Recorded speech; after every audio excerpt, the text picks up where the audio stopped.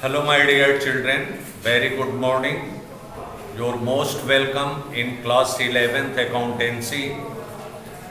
We are on the topic of financial statement, studying how to prepare the income statement and balancing of the enterprise. Simple final accounts, financial statement you have learned very well. And yes, today my dear, just I would like to explain the financial statement with adjustment. This one is very necessary for the sake of you. First, we have to know the exact meaning of adjustment. Financial statement with adjustment. Financial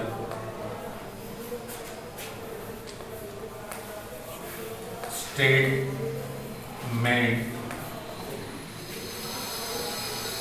with adjustment. Adjustment को हिंदी में कहा जाता है समायोजन। English और हिंदी दोनों तरह से आप सीखें इसे। इसका क्या मतलब होता है एडजस्टमेंट का, ये ध्यान देने की जरूरत है। Why adjustment is required recording in financial statement? Now dear children, be practical and try to know the exact meaning of adjustment. Whether any enterprise wants to know the exact true view, I mean to say the true profit, true loss, true financial position of the business, just all the expenses and income incurred during the assessment year of the organization related to the particular year, that should be recorded. I mean to say,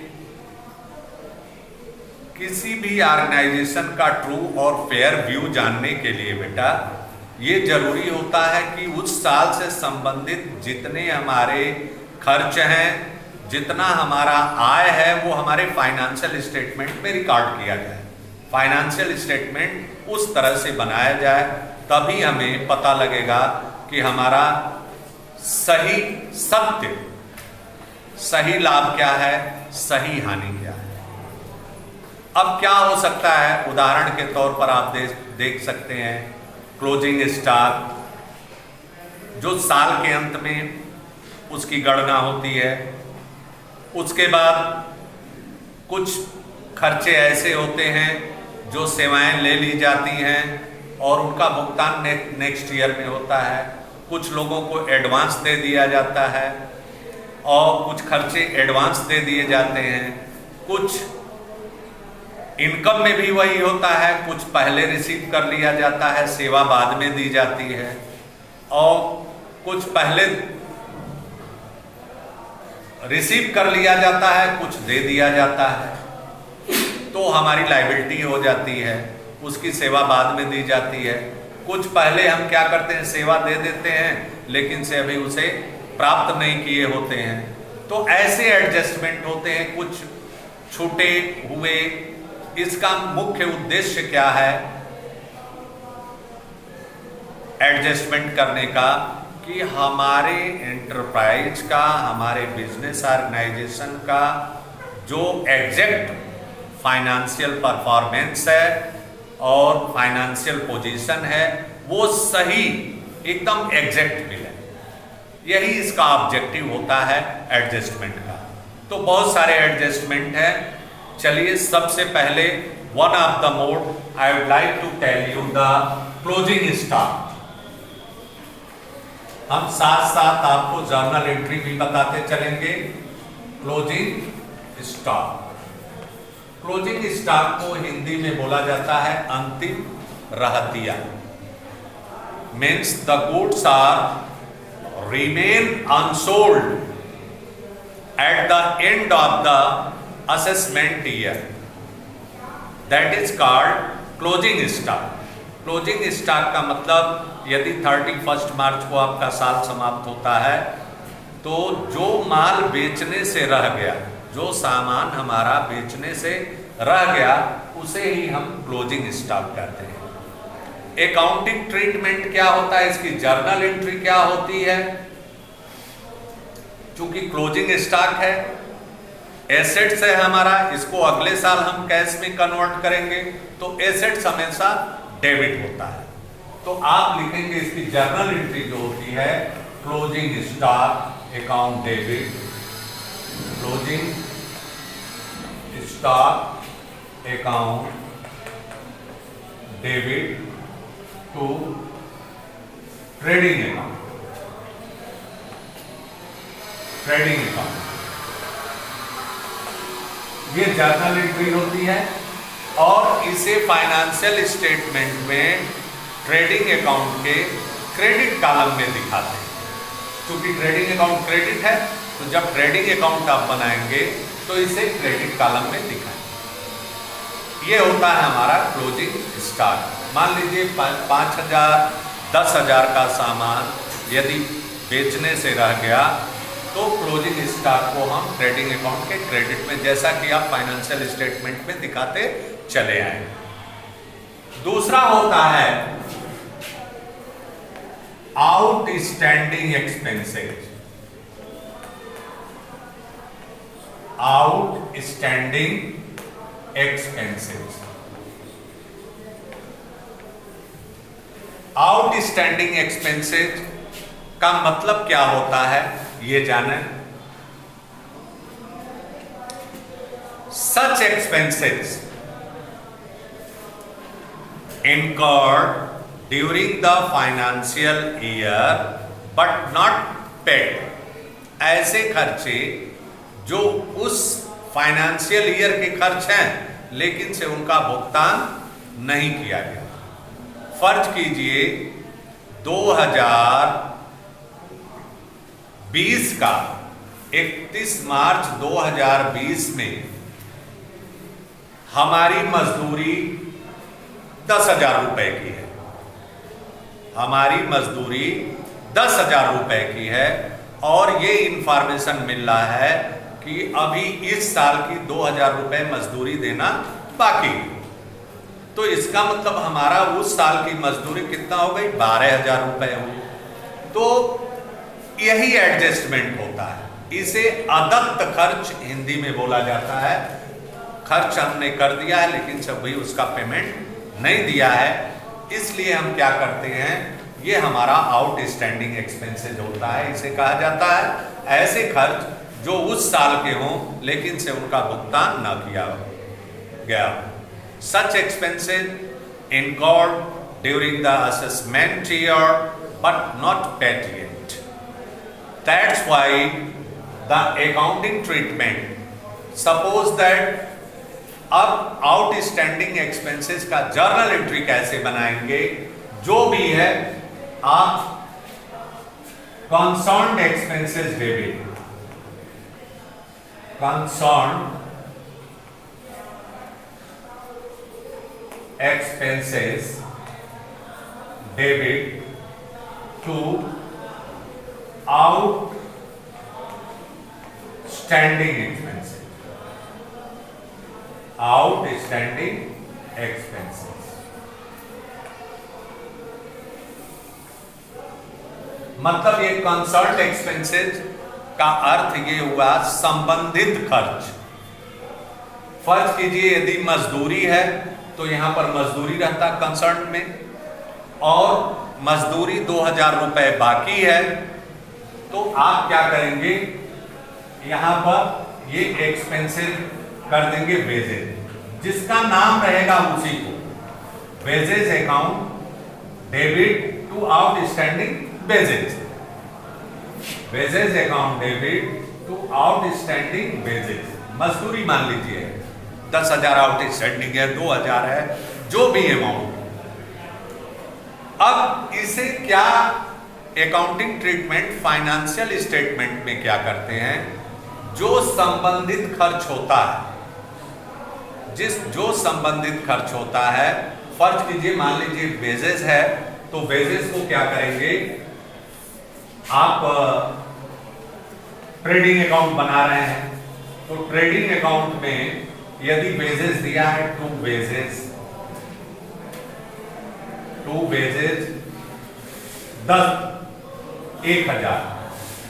10,000 मान लीजिए wages 10,000 दिया हुआ है trial balance में आपके, और adjustment में दिया जा रहा है कि 2,000 रुपए अभी आउटस्टैंडिंग है, अभी 2,000 मजदूरी देना बाकी है, तो उस ट्रेडिंग अकाउंट में लिखेंगे at outstanding expenses, at outstanding wages 2,000, मतलब जो हमारा अकाउंट में दिखाया जाएगा वो 12,000 का होगा, और ये 2,000 रुपए हमारा बैलेंस शीट में अभी चूंकि हमने भुगतान नहीं किया है तो हमारे लिए ये लायबिलिटी हो गया, तो बैलेंस शीट के लायबिलिटीज कॉलम में इसे 2,000 रुपए करके दिखाया जाता है। ये अकाउंटिंग ट्रीटमेंट होता है।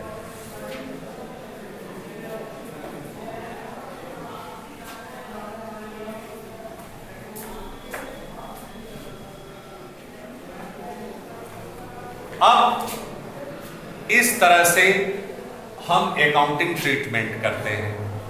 आइए तीसरा देखते हैं प्रीपेड एक्सपेंसेस। प्रीपेड एक्सपेंसेस इसे हिंदी में कहते हैं पूर्वदत्त व्यय। Such expenses not incurred during the year but paid, ऐसे खर्च जो उस साल के खर्च नहीं हैं और उन्हें एडवांस में पेमेंट कर दिया गया है, इसे ही प्रीपेड एक्सपेंसेस कहते हैं या एडवांस एक्सपेंसेस। जैसे आप सभी लोग जानते हैं कि बहुत सारे ऐसे खर्च होते हैं जिसको हम एडवांस दे देते हैं लेकिन से सेवा नहीं प्राप्त किए रहते हैं, सेवा उसका अगले साल का है। फर्ज कीजिए इंश्योरेंस, मान लीजिए इंश्योरेंस है, कभी कभी इंश्योरेंस पॉलिसी ली जाती है, तो इंश्योरेंस को क्या किया जाता है, अनएक्सपायर्ड इंश्योरेंस होता है, उस साल का ना होकर के जुलाई तक का किस्त आप दे देते हैं, मार्च तक का किस्त के साथ जुलाई तक का किस्त दे देते हैं, तो इंस्टॉलमेंट जो आप पेमेंट कर देते हैं। तो इसमें जर्नल एंट्री क्या होती है, इसका जर्नल एंट्री होता है प्रीपेड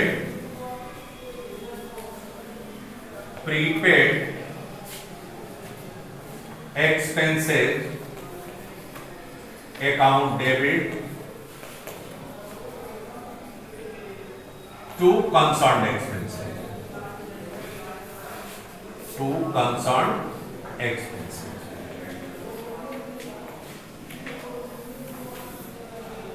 इसका मतलब समझ लीजिए, उदाहरण के तौर पर for example, for the burning example, जैसे आपने सैलरी किसी को दिया, अपने कर्मचारी को, हम सैलरी पर करते हैं, कर्मचारी ने रिक्वेस्ट किया कि भाई हमको सर कुछ एडवांस दे दीजिए। ऑर्गेनाइजेशन से, मैनेजर से कर्मचारी ने आग्रह किया कि हमको तो 31 मार्च की को सैलरी दे रहे हैं जो उस साल की सैलरी है, आपने अप्रैल का भी सैलरी दे दिया कुछ एडवांस के रूप में, तो वो हो जाएगा प्रीपेड, मतलब उसकी सेवा हम नेक्स्ट ईयर पाएंगे। पैसा तो इस साल दे दिए अकाउंटिंग पीरियड में, तो आप डिफाइन इसे कैसे करेंगे, such expenses are not incurred during the financial year, ऐसे खर्चे जो इस साल के नहीं हैं बट पेड, लेकिन से उनका भुगतान पेड इन एडवांस, लेकिन से उनसे अग्रिम भुगतान कर दिया गया है, तो प्रीपेड एक्सपेंसेस कहलाते हैं। ऐसे ही खर्च, मान लीजिए किसी को एडवांस के रूप में वेतन दे दिया है, तो इसे क्या करते हैं, इसका अकाउंटिंग ट्रीटमेंट क्या करते हैं, इसे प्रॉफिट एंड लॉस अकाउंट चाहे ट्रेडिंग अकाउंट में जो इसका कंसर्न, जो इससे संबंधित खर्च रहेगा उसमें से माइनस कर देंगे। फर्ज कीजिए सैलरी आपने एडवांस दिया हुआ है, सैलरी ट्रायल बैलेंस में आपका 10,000 दिखाई जा रही है और एडजस्टमेंट में ये कहा जा रहा है कि 2,000 सैलरी एडवांस है इसमें। तो आप जब प्रॉफिट एंड लॉस अकाउंट बनाएंगे, पीएल अकाउंट बनाएंगे बेटा, तो ऐसे टू सैलरी करके दिखाते हैं आप, टू सैलरी 10,000 और यहां पर कर देंगे लेस प्रीपेड, माइनस 2,000, 8,000, मतलब उस साल की जो सैलरी का खर्च होगा वो 8,000 ही होगा। 2,000 आपने माइनस कर दिया क्योंकि ये एडवांस है, ये नेक्स्ट ईयर का है, तो जब नेक्स्ट ईयर का है तो इस सैलरी का फायदा हम नेक्स्ट ईयर में पाएंगे, तो बैलेंस शीट में हम एसेट्स कॉलम में इसे दर्शाएंगे, बैलेंस शीट में भी दिखाएंगे एडजस्टमेंट को। एडजस्टमेंट हमेशा बैलेंस शीट में भी और संबंधित अकाउंट में दोनों में दिखाया जाता है, तो इसे हम दिखाएंगे बैलेंस शीट के एसेट्स कॉलम में और प्रॉफिट एंड लॉस अकाउंट या ट्रेडिंग अकाउंट में संबंधित खर्च से माइनस करके, डिडक्ट करके हम दर्शाएंगे। ये अकाउंटिंग ट्रीटमेंट होता है। जर्नल एंट्री आपने देख लिया। अब आइए, ये तो खर्चों की बात हुई, इसी तरह से इनकम भी होते हैं। एक होता है accrued income, accrued income, accrued income, इसे कहा जाता है उपार्जित आय। उपार्जित आय का मतलब ये होता है कि ऐसी आय जिसको हमने कमा लिया है लेकिन से प्राप्त नहीं हुआ है। ऐसी आय जिसे हमने कमा लिया है, आपके बिजनेस ने कमा लिया है लेकिन से प्राप्त नहीं हुआ है, तो ये क्या होता है, इनकम में हमेशा जुट जाता है, इनकम हमेशा क्रेडिट होता है। तो accrued income debit, accrued income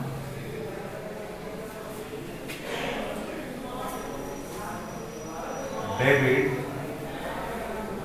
to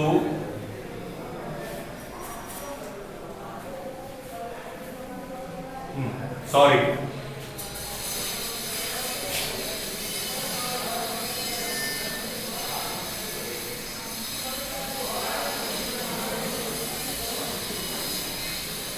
such expenses, such income earned during the assessment year, such income earned during the assessment year but not received, but not received, मतलब ऐसे इनकम, ऐसी आय जिसे हमने कमा लिया है लेकिन से प्राप्त नहीं हुआ है।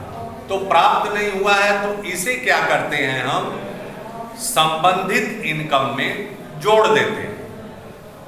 जिसमें मान लीजिए रेंट है या कमीशन है या किसी भी प्रकार की आय है जो ऑर्गेनाइजेशन प्राप्त करता है, तो प्रॉफिट एंड लॉस अकाउंट के क्रेडिट में इस इनकम को इन्वेस्टमेंट पर होता है, क्रूड होता है अक्सर ऑफेनली, तो उस इनकम को उस इनकम में जोड़ देते हैं और बैलेंस शीट के एसेट्स कॉलम में दर्शाते हैं, बैलेंस शीट के एसेट्स कॉलम में दर्शाते हैं। अब जर्नल एंट्री होगी concern income debit, concern income debit to accrued income. Journal entry होगी, जब उसमें ऐड करेंगे तो जाहिर सी बात है, क्योंकि बाद में हम क्या करते हैं, इसे प्रॉफिट एंड लॉस अकाउंट से में क्रेडिट करते हैं। Concern income debit, concern income debit to accrued income.